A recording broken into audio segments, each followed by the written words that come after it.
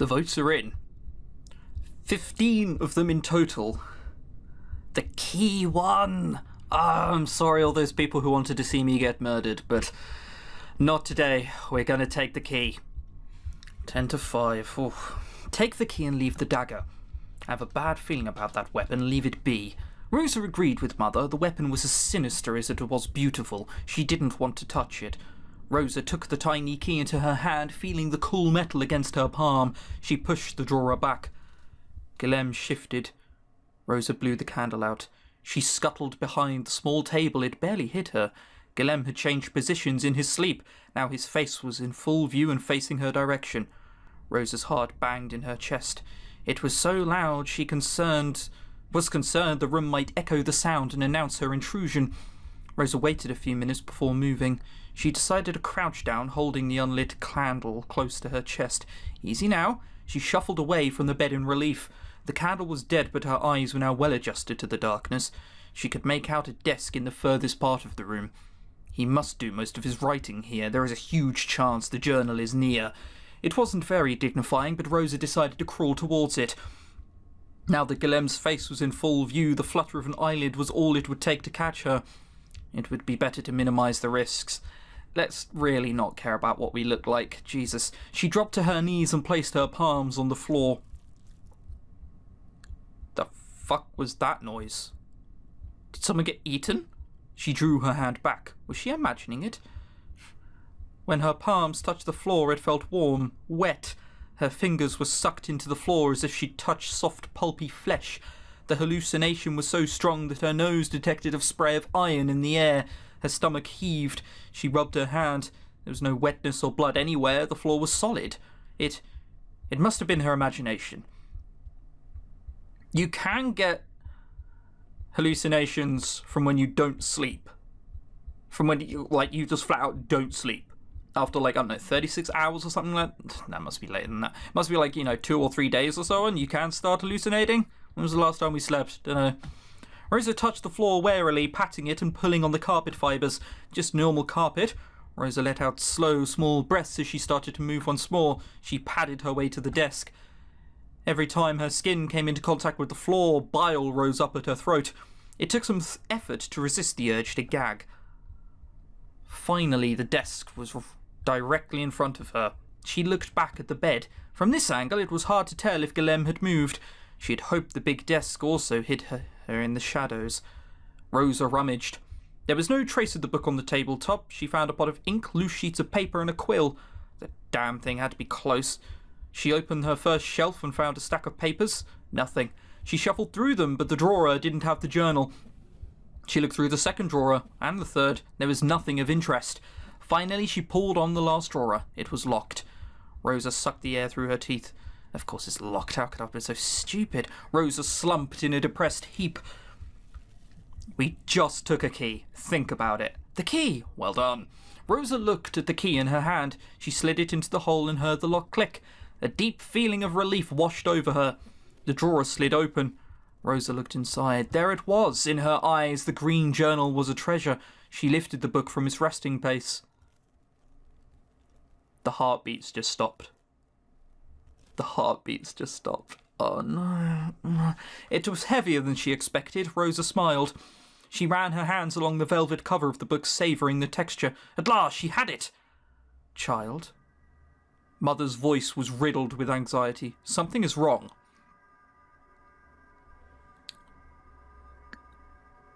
Everything looks a bit distorted. Her excitement had clouded her senses. Almost at once she felt the change in the air. Everything was still. Her stomach shrunk into its cavity. Fresh sweat broke out on her scalp. This silence, it had weight. It pressed on her skin and made the air thin in her lungs. Rosa stood up. She had to leave, now. Rosa shuffled her way out of the room. With every step, her legs seemed to stick uncomfortably to the floor. It slowed her movement. One more step. Her whole foot felt like sinking.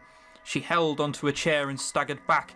It was throbbing, musty and red, alive and without skin. The air was filled with unmistakable stench of fresh meat. Rosa ran to the door. She didn't care that the handle seemed to curl around her fingers. She pushed the door open and spilled into the corridor. Rosa fell to her knees while she heard the door close behind her. It almost felt like the door closed by itself. In her confusion, she couldn't be sure. Rosa's heart pounded heavily in her ribs. Just looking at the doorway of the room made her skin crawl. Rosa gathered her wits and stared at the journal in her hand. She hoped it would contain the information they needed. Good intentions. You can't say good intentions with this music going on. Oh, thank God for that. Oh, Guillem didn't catch us. I dread to think what happened if we took the dagger. Would we have got into a fight there? Like a fight with a weird demon or something? It's best not to think about it. In the warm, dim light of the library, Rosa opened the journal's cover. She wasn't too surprised to find that a number of entries were written in different tongues.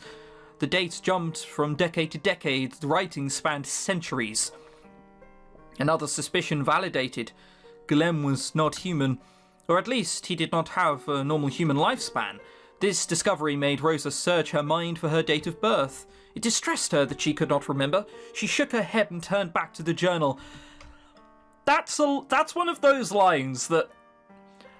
You know when they say something really important and then try to move on very quickly? As if nothing had happened? That's what I feel that was. The first entry was translated into several languages. For sentimental reasons, perhaps? Or maybe a feeble attempt at reminiscing a more innocent time. I am learning to write. Elia gave me paper. I like Elia. She wants me to call her mother. She smells like oranges. She says I am a gift from the goddess, but I don't know any goddesses. Elia calls me Rye. I guess that is my name now. It is nice to have a name. Well, poetry never was men's strong point, was it? The other preceding pages were still in a different language. Rosa flipped through the pages until she came upon one she could read. I see it in the way people look at me, the way they act around me. Some would, of course, think of me as blessed. I have youth, health, and the gift of being loved. But I found that these gifts are curses as well. My youth forces me to always wander. My looks guarantee that I will always stand out and love. The very same urge that blesses me quickly turns rabid, yet I understand why. Oh, love, we all crave it, don't we? In the end, we are all drunk on the idea that only love could heal our brokenness. They all think I am this cure. But I keep hoping there might be something else beside this twisted sentiment. There must be. Mustn't there? Rosa read the words, found them tugging at her heart. This was the same feeling she had had for years. It almost seemed like the words were her own. I know I'm not supposed to be writing this. God forgive me, I do not want to write it down. If I do, it will be the truth. Oh Lord, please forgive me. I didn't mean to do it. I just wanted to stop hurting. I am hiding now. I slashed my face and cut my hair so they would not recognize me. Pain is good. A penance. Oh Lord, please. If there is a God listening, please strike me down. Bad memories began to surface in Rosa's mind. Desperation, a cornered animal that fought back. It reminded her of her own sins. Her hands were drenched in red, and yet here she was, planning to kill another man. This had been her goal all along, hadn't it? That same familiar guilt began to stir in her mind. She bit her lip. Rosa skipped some entries. Most of them were garbled, almost incomprehensible. They were written in old ink, faded and unloved. Still, though they were melancholic, they painted a picture of a man with sufficient black humour to keep sane. The plague has confirmed my suspicions that I do not die from sickness. I don't know how I feel about that. Everyone is dead, but on the bright side, everyone is dead. Damn you, Guillem! You made me laugh, you bastard. For decades I have searched for something in this life, and I am always disappointed by transience. What am I looking for? Meaning? Hope? Love?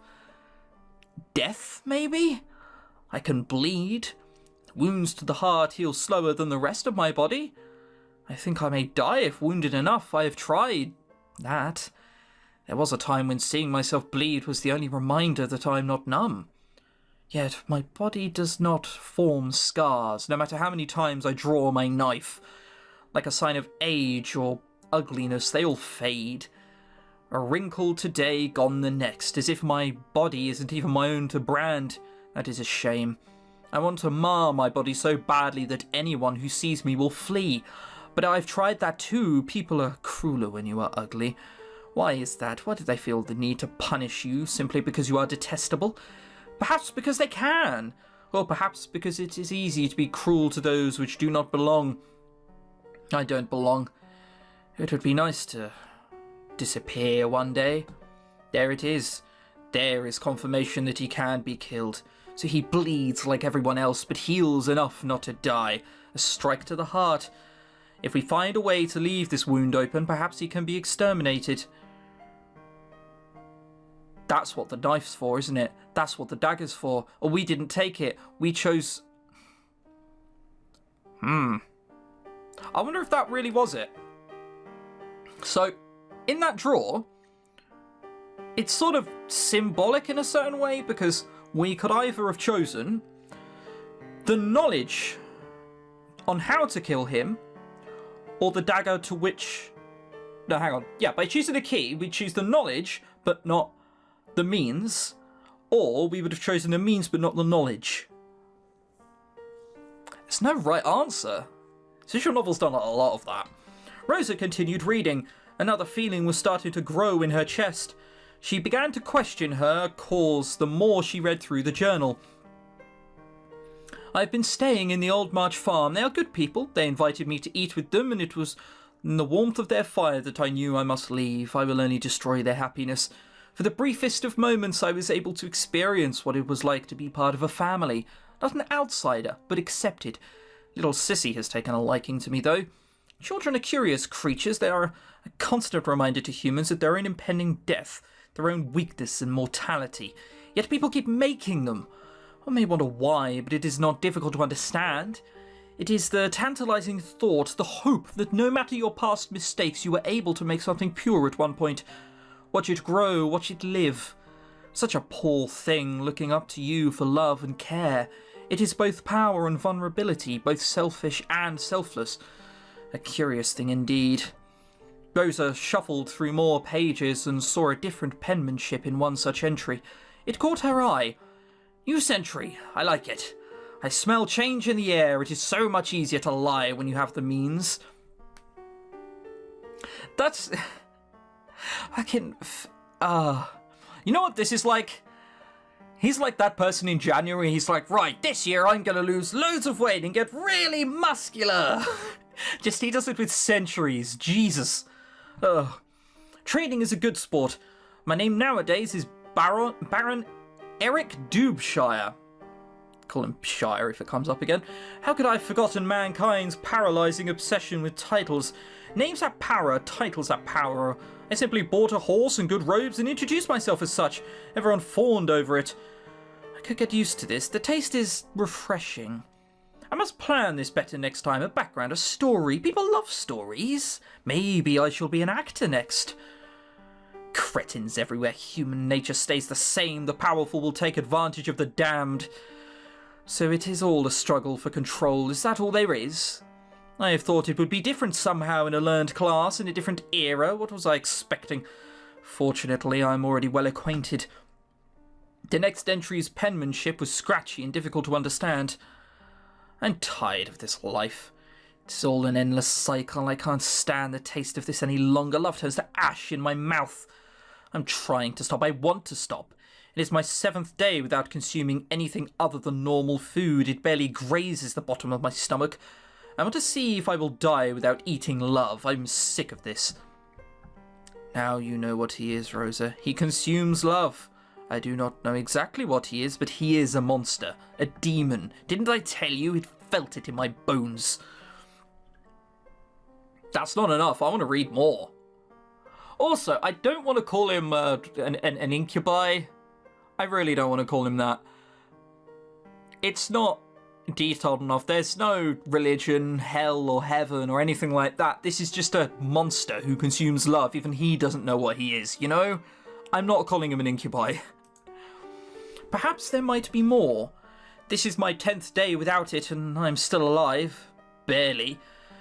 I can't even see where I'm writing anymore. I'm so weak, my body is in pain. Am I dying? I am afraid. After all my whining, I still want life. Isn't that funny? I am sleeping again. Sleep is the only thing that sustains me. It is dangerous for me to linger in sleep's domain. especially when I have not eaten. I have to keep writing. It's the only way to tell my mind is still my own. Maybe I should find something. I can't take it anymore. So that is why he fell so easily for the sedatives. That is not all. Perhaps we can destroy him this way as well. He is most vulnerable right now. If we attack, he won't be able to put up any defenses. I've rewritten all of my entries into my new journal. I have kept some that were close to my heart. I don't know why I still keep writing. Perhaps this journal is my will to live. I look back and it reminds me of the years I've endured. Sometimes I've suspicion that this is my only reason. This perverse, obsessive compulsion to hoard time, years, names. It can't end because it's such a shame. It is almost time to leave again. My ship arrived in France today. I helped to settle in a smaller town. I'm sick of the taste of instant gratification. Maybe I will try a different approach this time. I need to blend in with the citizens first. My French needs work. Oh my god, that would even genuinely explain his dodgy name. I spoke to a real-life French person. 2 of them, in fact, right? One in Twitter, one in real life, outside. Outside, right? I know, crazy place. And they both never heard of the name Guillaume. Maybe the reason he named himself Guillaume is because he didn't know enough French. Oh, that'd be amazing. Imagine if that were true. It's almost definitely not. But imagine if there were that much for an eye to detail. That would be fucking incredible. Why do I keep doing this to myself? I shouldn't care so much. It always ends up broken or destroyed. I never learn. I should leave before... The entry was not finished before some fresh pages were torn out of the book. Even if there were no names mentioned, Rosa felt that the last entry was for Catherine. There were more entries she didn't explore, but she decided to close the book. She had read enough for now. Rosa's hands were shaking by then. A growing feeling of understanding came over her. His thoughts were too much like her own. They were too similar. Guillaume consumes love? Rosa remembered the taste in her mouth when she had kissed Catherine. I'd been suspecting this for a while. There was something else in that kiss, a boundless flavour that coated her mouth and made her realise how hungry she was. That same night that Catherine began to change, Rosa's throat throbbed. The thumping felt like it resonated through her whole body. Rosa fell to her knees. That same feeling of dread began to rise up in her throat. The mere mention of the thought seemed to summon the feeling in her chest. She gagged. Did I taste Catherine's love that night? Then that means I am also... Mother, am I the same? She hastily pulled out the locket that Guillaume had given her previously. It was still as difficult to open as before, but right now Rosa was armed with a terrifying conclusion. She struggled with the damn thing until she thought her nails would peel off her fingers. The pendant opened, revealing a yellowing portrait inside. Finally figured it out, have you? Do you see it now? Do you see why Mother wants his punishment? My child, he is a monster. The very thing I stopped you from becoming. Don't you see? I saved you. I stopped you from feeding on other people's love. I didn't want you to be filthy. Mother's love is all you need. Oh my god. Hands are like shaking right now.